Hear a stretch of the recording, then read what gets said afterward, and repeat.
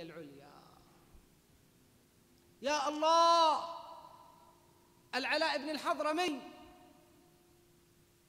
وقف أمام البحر بجنده، قال: أيها الناس، إني ماض، فمن أحب أن يتبعني فليتبعني، ومن أحب أن يعود فليعود.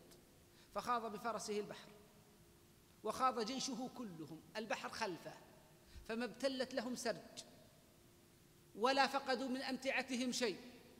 حملهم الله على البحر وثبت لهم الماء حتى وصلوا إلى ضفة البحر الثانية. كانوا جبالا في الجبال، وربما صاروا على موج البحار بحارا.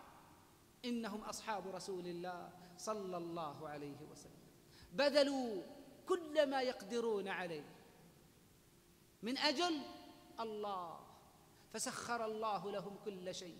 سفينة مولى رسول الله صلى الله عليه وسلم يذهب بالليل فيخطئ طريق الجيش، فيذهب في الصحراء فإذا الأسد،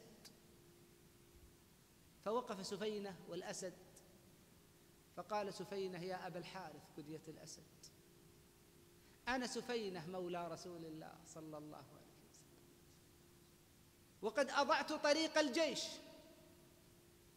فأقبل الأسد يحرك ذيله له بصبصة، يعني كالهر الأليف، حتى وقف بجانبه، ثم سار وسار معه